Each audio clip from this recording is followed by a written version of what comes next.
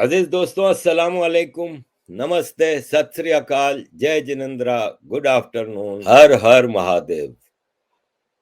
अजीज दोस्तों, आज बड़ा ही शुभ दिन है। महादेव का दिन है, महाशिवरात्रि है। और मैं अभी थोड़ी देर पहले जॉर्ज सोरोस के ऊपर रिसर्च कर रहा था, तो मेरे जहन में उस वक्त यही ख्याल आया कि जब इस देश के ऊपर महादेव की कृपा है, महादेव की नजर है, महादेव की रक्षा है, तो फिर ऐसे हजारों सोरोस भी आ जाए ना, हमारा कुछ नहीं बिगाड़ सकते। हम महादेव की रक्षा में हैं। और युग युग से इस देश की रक्षा महादेव ही कर रहे हैं। वरना जितने इन्वेजन इस देश में हुए हैं और जितना इस देश को तबाह करने की कोशिशें हुई हैं, इतनी हमें हिस्ट्री मिलती है। तो ग्रीक सिविलाइजेशन खत्म हो चुकी है, मिट चुकी है। इनका सिविलाइजेशन मिट चुकी है। ऐसी पुरानी इजिप्शियन सिविलाइजेशन मिट चुकी है। वो सीरिया जिसमें एक मुसलमान नहीं होता था, आज पूरा मुसलमान है। वो इराक जिसमें एक मुसलमान नहीं होता था, आज पूरा मुसलमान है। वो इंडोनेशिया, वो अफगानिस्तान, ये सब आज ईरान मिट चुके हैं, अपनी ओरिजिन से गुम हो चुके हैं। लेकिन ये देश में आज भी अगर 100 करोड़ हिंदू रहता है ना, तो ये महादेव की कृपा नहीं तो और क्या है। वरना जितनी कोशिश भारत को मिटाने की हुई है, भारत की ओरिजिन को, भारत की असल जो ओरिजिन है उसको मिटाने की जितनी कोशिशें हुई हैं, इतनी तो कभी दुनिया की हिस्ट्री में आपको नहीं मिलेंगी। भाई 1300 साल से इस देश पे अटैक हुए हैं। 1300 साल से इधर मुसलसल एब्रामिक रिलीजन्स वाले आके अटैक कर रहे हैं। इवन एब्रामिक रिलीजन से पहले भी सिकंदर भी आया था, तो इधर ही आया था। लेकिन आज भी ये देश हिंदू देश है। ऑफिशियली हिंदू राष्ट्र हो ना हो, देश की मेजॉरिटी हिंदू है। यूके क्रिश्चियन देश नहीं है, लेकिन क्रिश्चियन देश ही कहलाता है। फ्रांस क्रिश्चियन देश ही कहलाता है, क्योंकि यहाँ की मेजॉरिटी पॉपुलेशन क्रिश्चियन है। तो इसी तरह भारत की पॉपुलेशन हिंदू है, और वो हिंदू राष्ट्र ही है, चाहे आप इसको हिंदू राष्ट्र कहें या ना कहें। तो अजीज दोस्तों, मैं आप सबको बधाई देता हूं दिल से। एक आपको विशेष देता हूं कि ये बड़ा महान दिन है। और मेरे कराची में, जहां पे मैं पैदा हुआ हूं, धूमधाम से महाशिवरात्रि मनाया जाता था आज से 100 साल पहले, आज से 80 साल पहले। आज बदकिस्मती से वहां पे हिंदुओं को शिव जी का नाम लेना भी इजाजत नहीं है। लेकिन कब तक? पाकिस्तान अब डूब रहा है, पाकिस्तान अब खत्म हो रहा है। ये लोग कह रहे हैं कि यार ये तेरे दिल की ख्वाहिश है, वरना ऐसा कुछ नहीं है। तो ऐसा ही है। इस देश में टेररिस्ट इस वक्त राज कर रहे हैं। पिशावर, कराची में खुल के हमले कर रहे हैं। कराची में मैंने आज सुबह जो वीडियो लगाई है उसमें डिटेल्स बताई हैं आपको। कराची में पुलिस चीफ के ऑफिस के अंदर घुस के 6 घंटे तक धन दनाते फिरते हैं अगर टीटीपी के लोग। तो फिर आम आदमी की सुरक्षा का क्या होगा?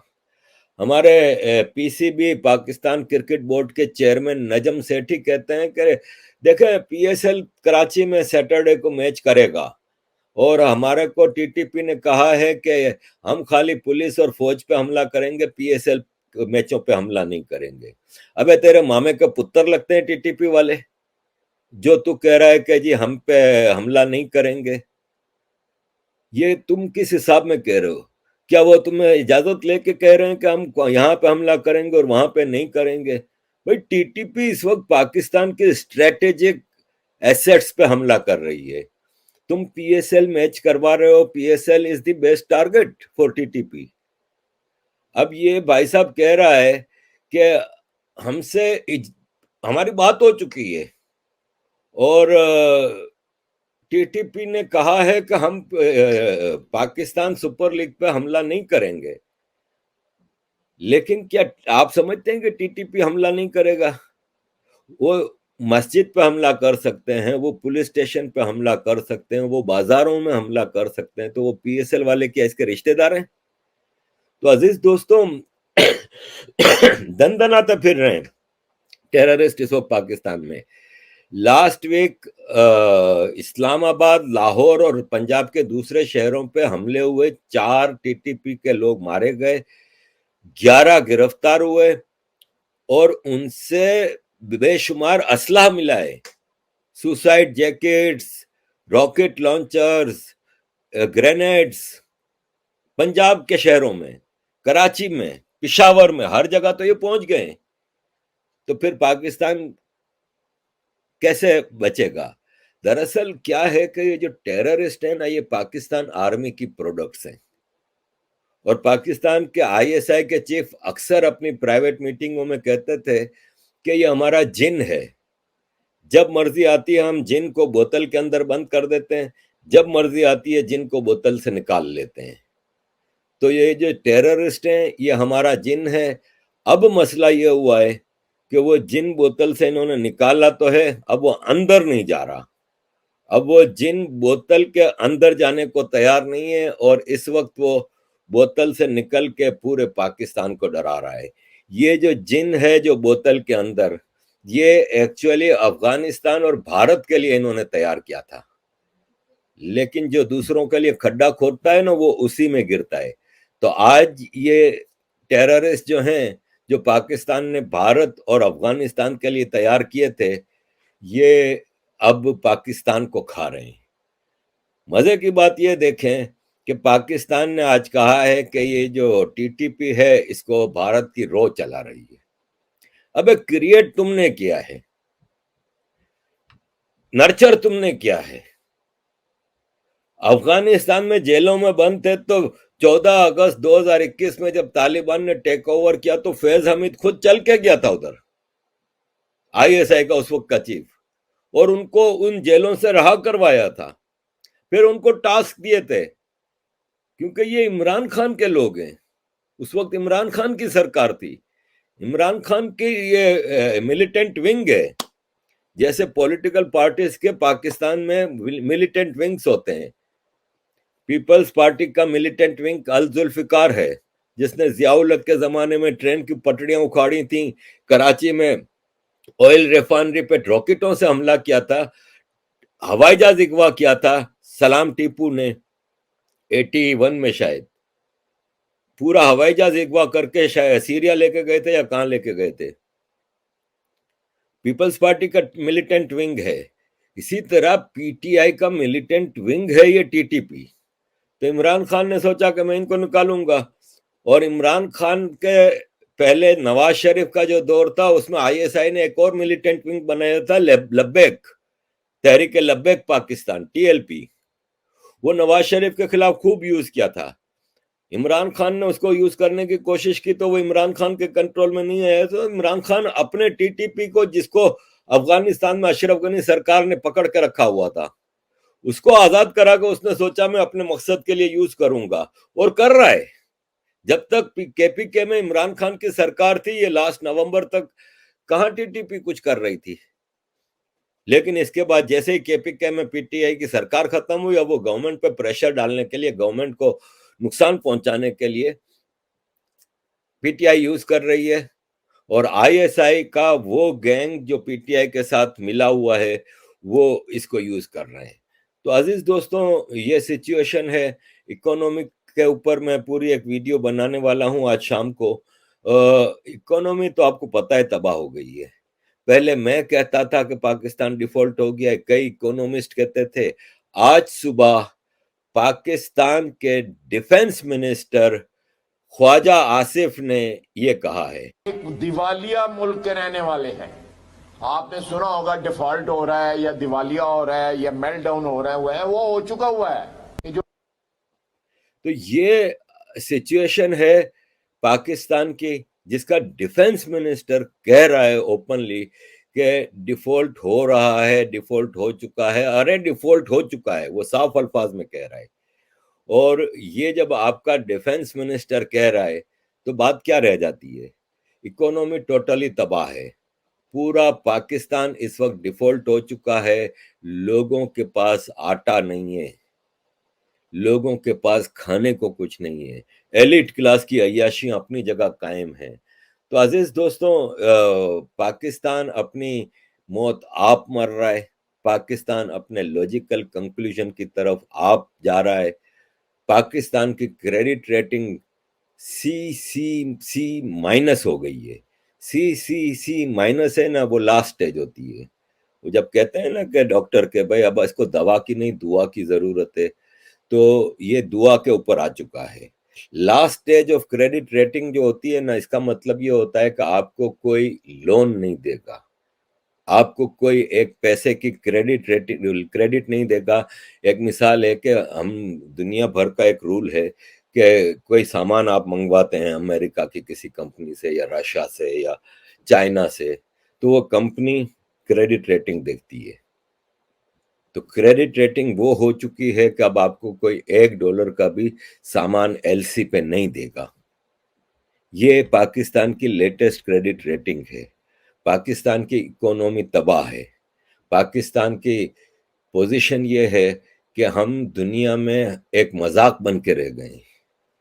तुर्की में जलजला आता है तो पाकिस्तान का प्राइम मिनिस्टर कहता है मैं तुर्की जा रहा हूं। तो तुर्की का प्राइम मिनिस्टर अरबगान कहता है कि भाई साहब उधर ही बैठा रहे यार, इधर आके तूने क्या करना है, तू पत्थर हटाएगा क्या करेगा। फिर जिद पकड़ के अब गया है, वहां जाके क्या कह रहा है? कह रहा है कि हम तुर्की के साथ खड़े हैं, जब तक तुर्की की रीबिल्डिंग नहीं हो जाएगी तब तक हम तुर्की के साथ खड़े हैं। अबे पहले तुम अपने मुल्क के साथ तो खड़े हो लो। यहां पे टेररिस्ट अटैक कर रहे हैं, तुम्हारे सैर सपाटे ही खत्म नहीं हो रहे। तुम्हारा तुर्की जाने का तुर्की वालों को क्या फायदा है, कोई एक लफ्ज में समझा दो हमें। लेकिन भाई साहब पहुंच गए। अब पहुंच गए तो वहां पे ये आज सुबह की तुर्की की न्यूज है। पाकिस्तान की न्यूज चल रही थी, पाकिस्तान की खबर चल रही थी। तुर्किश मीडिया बता रहा था कि जो सामान हमने सलाबजदगान के लिए भेजा था 2022 में, वही सामान जो है वो पाकिस्तान ने पैक करके ऊपर सिंध गवर्नमेंट का, पंजाब गवर्नमेंट का, पाकिस्तान गवर्नमेंट का टैग लगा के हमें वापस भेज दिया तुर्की में जलजला जदगान की सलाब का कहकर। और वो जो सामान उन्होंने खोला है वो सारा सामान तुर्की ने जो भेजा था वही सामान था जनाब। शर्मिंदगी महसूस हुई है आज कि कैसे कैसे लोग पाकिस्तान पे हुकूमत कर रहे हैं और फिर कह रहे हैं जी कि हमें दौरे से मना कर दिया जाता है। शहबाज साहब अभी भी तुर्की में जलील हो रहे हैं। मुझे तो समझ नहीं आती, इन लोगों को अपनी इज्जत का तो ख्याल है ही नहीं। और साथ अब आप ये बताएं कि पहला सवाल यहाँ पे ये उठता है कि लास्ट ईयर जून जुलाई से सैलाब शुरू हुआ था पाकिस्तान में, तबाही शुरू हुई थी। आज 7-8 महीने हो गए। आपने वो मदद का सामान आया था, अब तक आवाम में बांटा क्यों नहीं? गोडाउनों में भर के रखा हुआ है, सब बेच रहे हैं और अब तुर्की को वापस भेज रहे हैं। वहां पे शहबाज शरीफ क्या मुंह दिखा रहा होगा जब टीवी पे न्यूज में चल रहा है तुर्की में कि सामान जो तुर्की ने भेजा था पाकिस्तान की मदद के लिए वही पैक करके भेजा है। तो अब दुनिया जिसने सामान भेजा है वो सब कहेंगे ना कि भाई साहब हमारा सामान अभी तक गोडाउन में रखा है। और सैलाब में जो लोग तबाह हुआ है उनको एक मॉडल बना कर रखा हुआ है भीख मांगने के लिए। एक भिखारी होता है ना, वो रेडी पे एक अपने बाप को या अपनी बीवी को या किसी भी पार्टनर को, बच्चे को, उसका हाथ तोड़ के पांव तोड़ के डाल के जा रहा होता है भीख मांगने के लिए, उसको मॉडल बना के कि देखो ये मसला है। तो पाकिस्तान उन सैलाब जदगान को वो सामान बांट नहीं रहा। जब आप हवाई जहाज भर भर के टनों के हिसाब से वो सामान जो तुर्की से आया था वापस भेज रहे हो, इसका मतलब बाकी सामान भी आपने बांटा नहीं है। और फिर शर्म करो यार कि अपनी गवर्नमेंट का ठप्पा लगा के वही सामान तुर्की को भेज रहे हो। मजाक बन के रह गया ये पाकिस्तान एटॉमिक पावर, मजाक बन के रह गया है। और ये कल गया है वापस। इंटरनेशनल एटॉमिक एनर्जी एसोसिएशन का जो चेयरमैन था वो पाकिस्तान आया था, पाकिस्तान में एटॉमिक एनर्जी के पीसफुल यूज के लिए।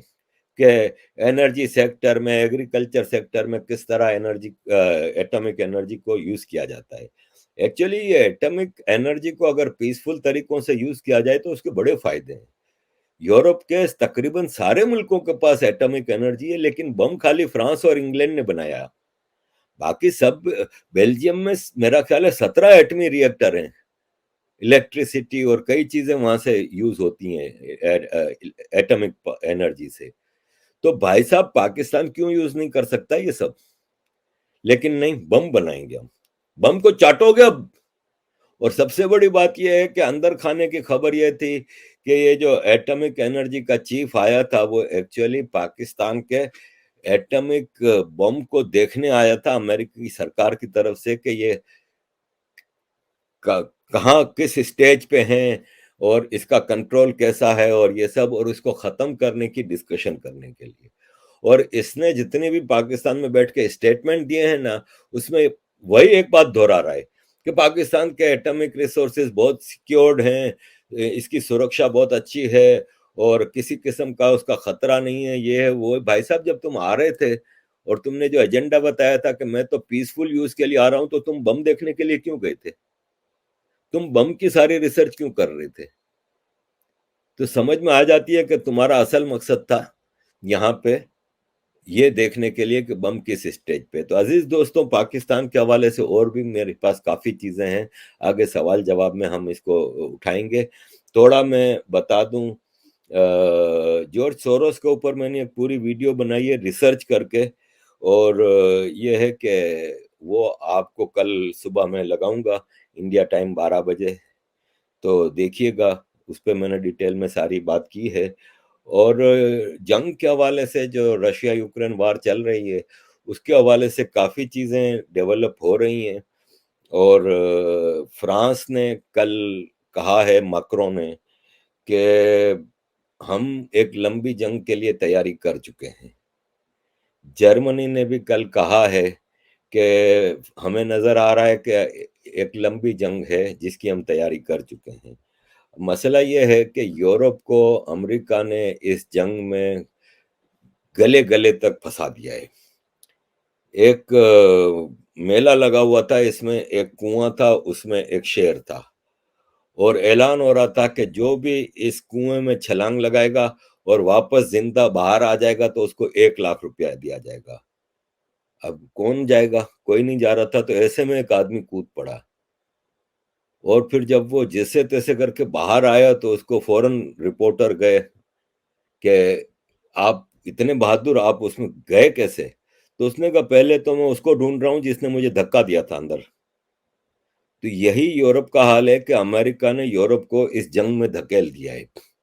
इस जंग से अमेरिका का नुकसान तो हो रहा है, इतना नुकसान नहीं हो रहा जितना यूरोप का हो रहा है और आगे जो होना है। जर्मनी में एक पाइपलाइन रशिया के साथ बनाई थी जो 2021 में तैयार हो गई थी, वो अमेरिका के इंटरेस्ट में नहीं थी। अमेरिका चाहता था कि उसकी गैस और उसका पेट्रोल महंगे दामों में यूरोप खरीदे, जबकि जर्मनी और सेंट्रल यूरोप को नजर आ रहा था कि डायरेक्ट एक पाइपलाइन से आएगी तो हम जहाज के कार्गो से खर्चे से बहुत ज्यादा बच जाएंगे और हमें बहुत सस्ती पड़ेगी। तो उसने वो गैस रशिया से डाल ली। तो ये यूक्रेन रशिया की वार शुरू कराने का मकसद था यूरोप और रशिया को दूर करना और भिड़ाना। वरना अगर हमेशा से आप देखें ना, तो यूरोप के लिए सबसे इंटरेस्टिंग है कि रशिया के साथ ताल्लुकात बेहतर बनाए। जो आधा रशिया यूरोप में है, आधा रशिया यूरोप में है। सेंट पीटर्सबर्ग, जो कि लेनिनग्राड कहलाता था, वो यूरोप में है। बॉर्डर मिलते हैं कई यूरोपियन कंट्री से, यूरोपियन यूनियन का बॉर्डर मिलता है। तो फिर आपके लिए बेहतर नहीं है? और फिर आपके पास सस्ता ग्रेन, फूड ग्रेन है, एनर्जी है, सब रशिया से मिल रहा है, लेकिन अमेरिका ने भिड़ा के रखा हुआ है। और ये अमेरिका ने जंग शुरू इसीलिए करवाई कि यूरोप और रशिया और दूर हो जाए। तो अजीज दोस्तों, ये सिचुएशन है। मैं